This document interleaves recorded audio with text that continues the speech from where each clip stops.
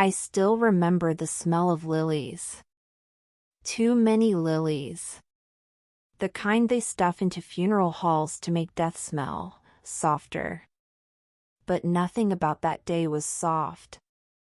The air was heavy. Not with grief, but with tension. That quiet kind of tension when people are watching you, but no one dares speak. I stood there, in a plain black dress Daniel's sister gave me last minute, while they lowered my husband into the ground. 3 years of marriage, gone in a flash of crushed metal and a red light someone else ran. He was 34. I was 29. The chairs behind me were filled, but no one sat beside me. Not even his mother. I clutched the folded flag the funeral home handed me, though Daniel wasn't military. They just thought it looked honorable. I held it like it meant something. Like I still belonged somewhere. I had arrived at the church in a borrowed car. No one had offered to pick me up. Not even his sister, Miranda, who once helped zip my wedding dress. She didn't even return my texts. When I walked inside, the looks began, soft smiles that didn't reach eyes, whispers just low enough to pretend they were about something else. Only the pastor hugged me. And even he smelled like guilt. I sat in the third row, alone. Daniel's parents were in the front. No one asked me to join them. The service was beautiful. Empty, but beautiful. Photos of our wedding played on the small screen up front. I saw myself laughing, eyes closed, holding Daniel's hand. That photo stayed on the screen for a little too long. I think someone forgot to change the slide.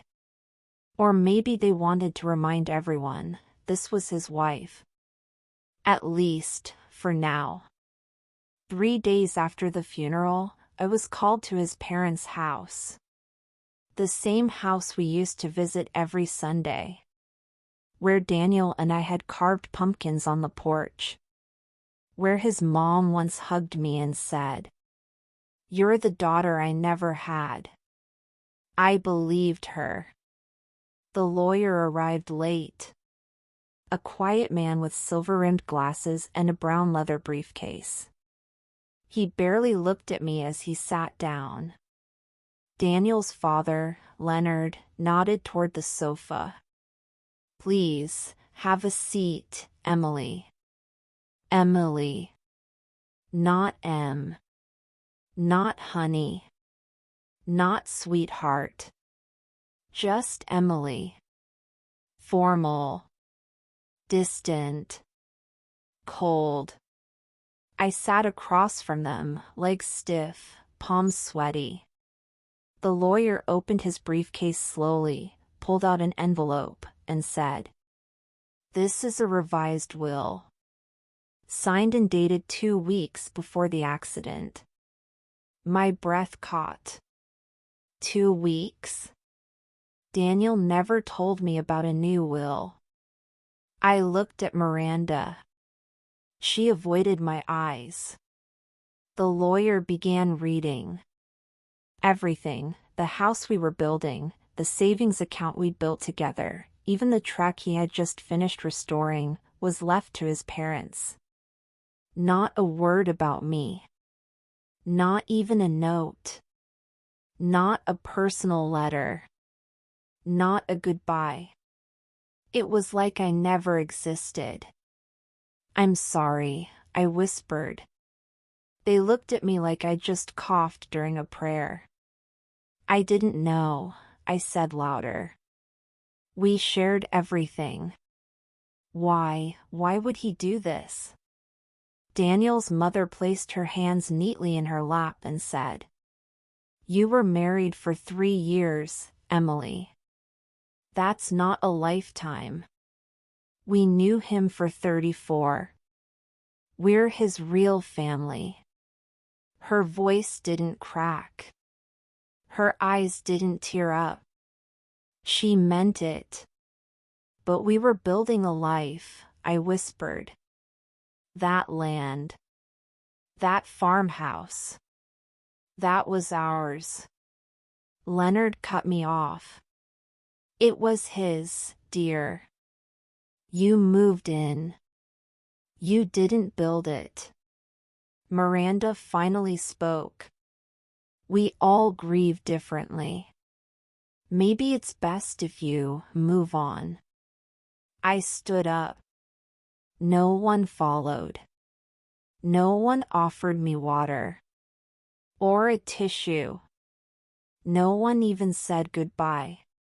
I walked out of that house, the one filled with fake flowers and colder hearts, and stepped into a world where I now had nothing. No home. No claim to Daniel's name. No money. No family. Just a small duffel bag with my clothes and a car I couldn't finish paying off. And yet, I didn't cry. Not in front of them. It wasn't until I parked behind a gas station 40 miles out of town that I let myself feel it.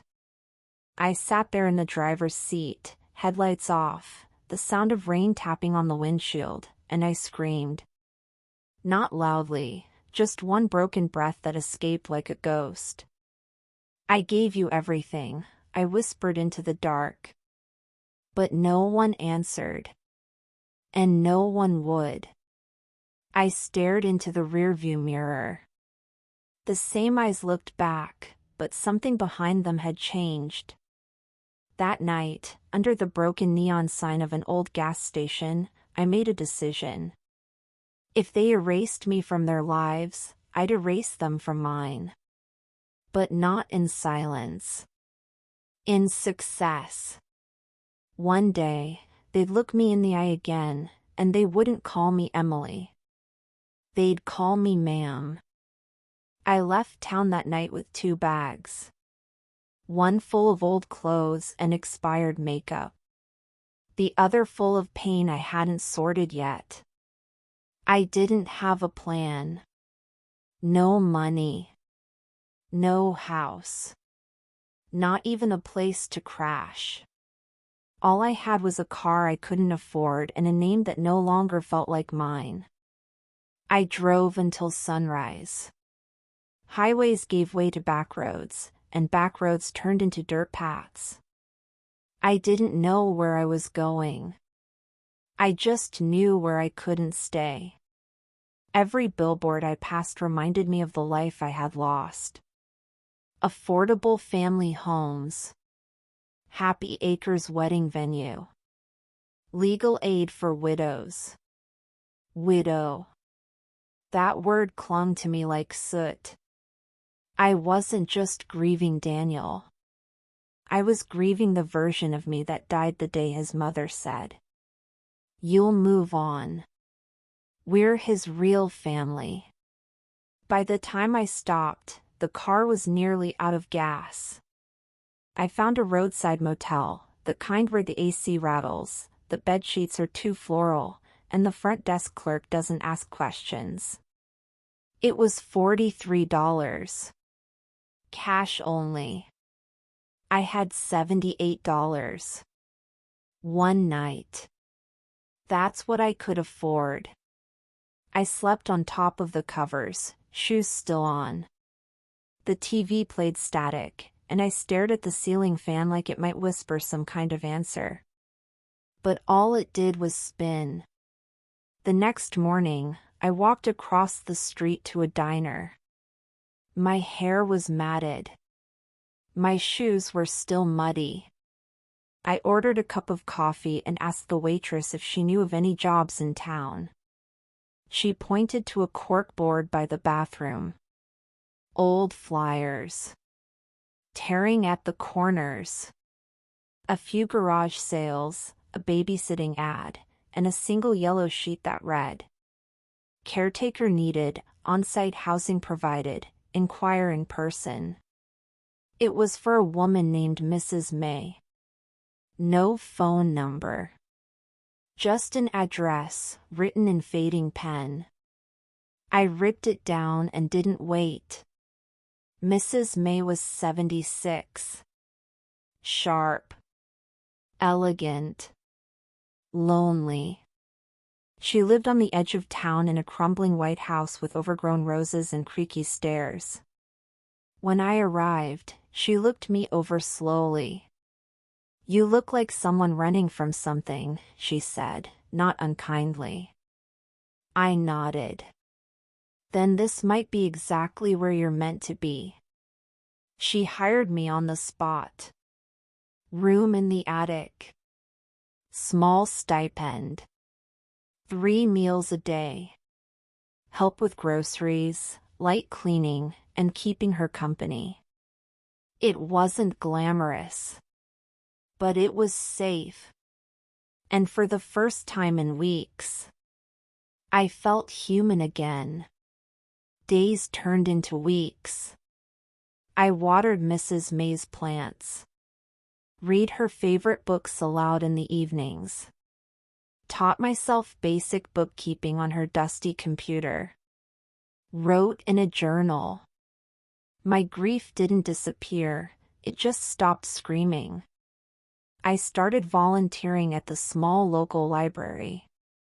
Picked up odd shifts at the general store. And with every dollar I earned, I saved. Not because I needed much, but because someday I would need enough to never depend on anyone again. 6 months after I vanished, I received a letter. No return address. But the handwriting was familiar. Miranda. Daniel's sister. "Emily, I don't know where you are, but I hope you're okay. Things aren't the same without you. Mom's been sick. We were wrong about everything. If you can forgive us, please write back." I didn't. Because forgiveness isn't always the ending. Sometimes, moving on is.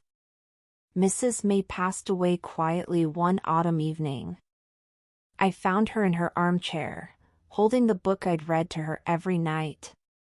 Her will was simple.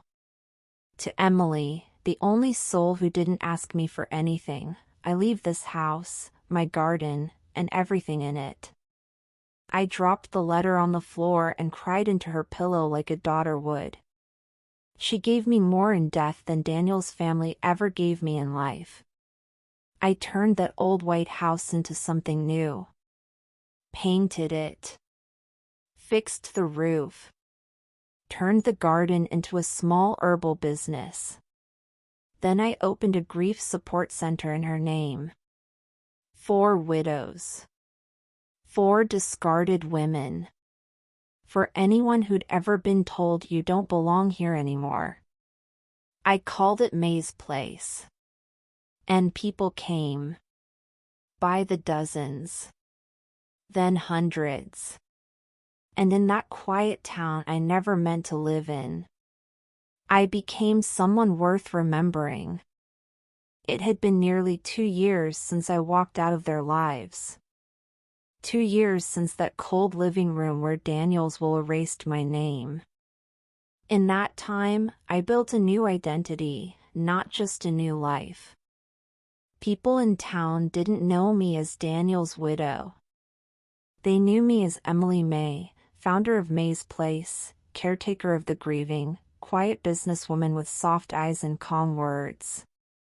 I wore my past like silk, smooth on the outside, but woven from scars.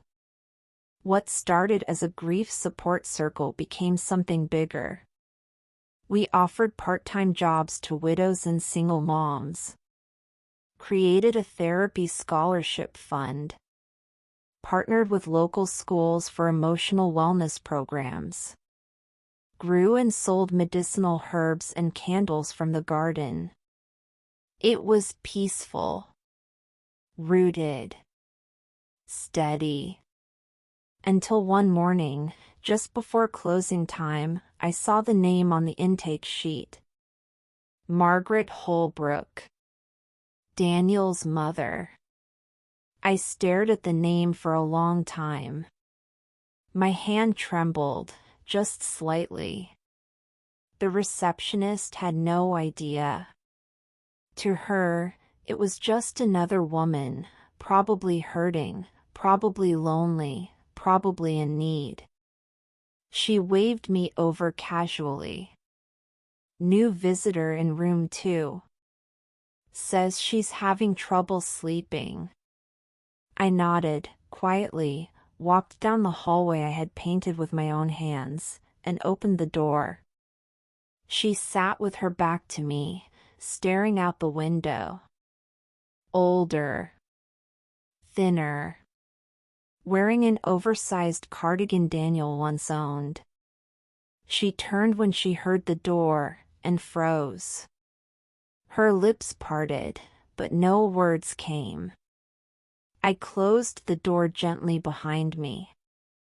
"Hello, Mrs. Holbrook," I said softly. She swallowed hard.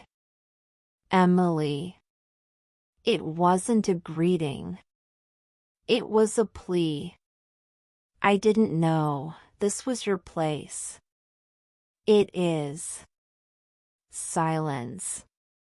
The kind that carries the weight of 100 unspoken regrets. "I lost everything," she whispered.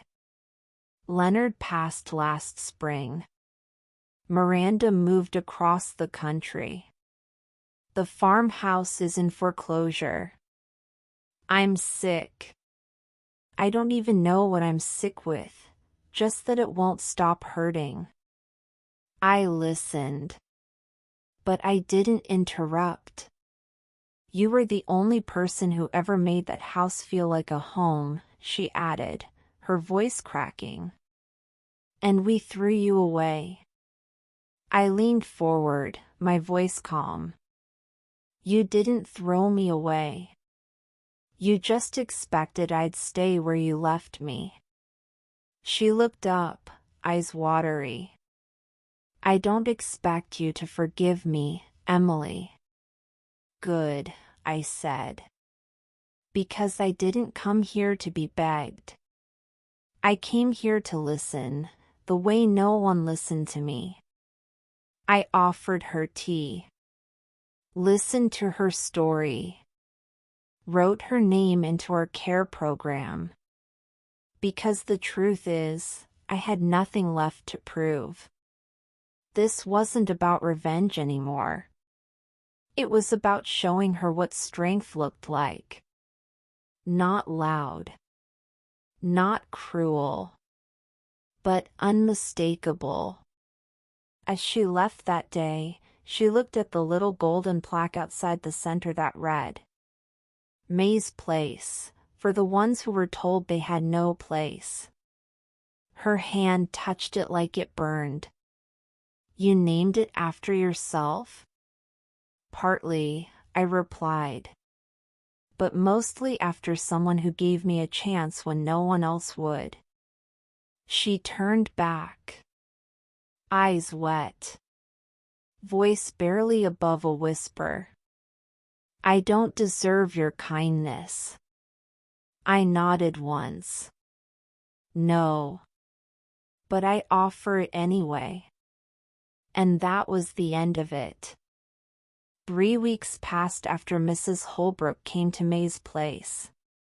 She never said much during our sessions, just sat there in silence, sometimes crying quietly, sometimes staring into nothing. But she came. Every time. The townspeople didn't recognize her. To them, she was just another tired woman trying to hold herself together. But I knew the full story. The one she never told them. She had once looked at me, her son's wife, and said, "You were only married for 3 years.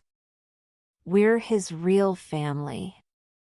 Now, she looked at me with eyes that carried shame. One rainy Thursday, Miranda called. Yes, Miranda. She tracked down the number through someone who'd volunteered at May's place. Emily, please. It's about my daughter. Her voice was shaking. She ran away. She's only 15. Said she didn't feel safe at home.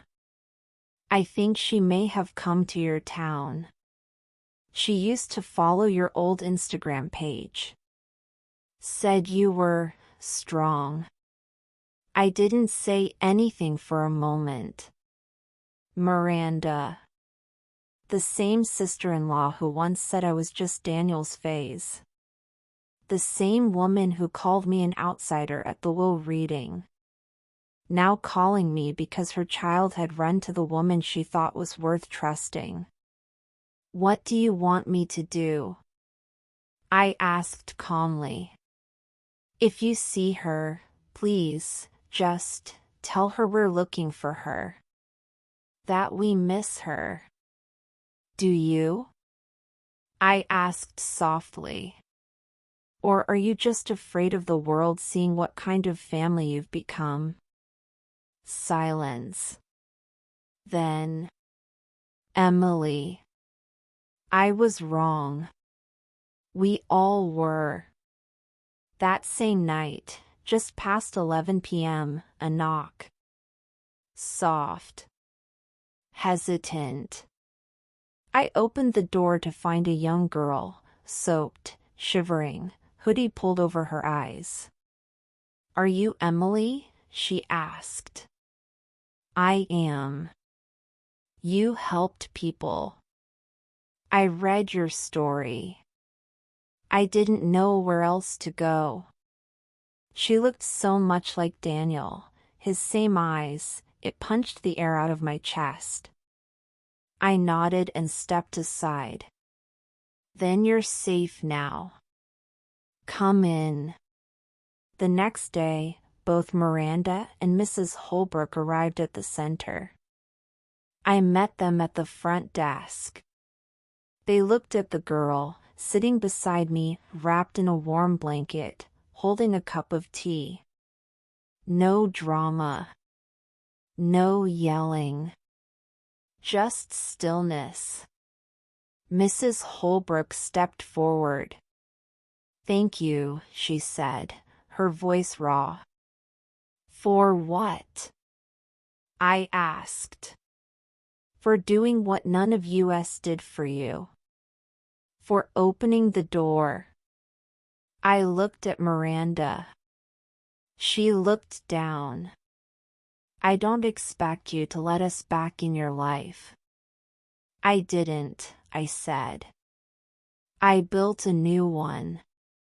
One where I choose who stays in it. They both nodded. There was no argument. No plea. They knew. They knew I had something now they could never take. Peace. Power. Purpose. Sad face. They once had the power to erase me. Now I had the power to forgive them, or simply live without them. I chose peace. Sometimes the best revenge isn't to destroy them. It's to become someone they'd never dream of hurting again. Not by fear, but by respect.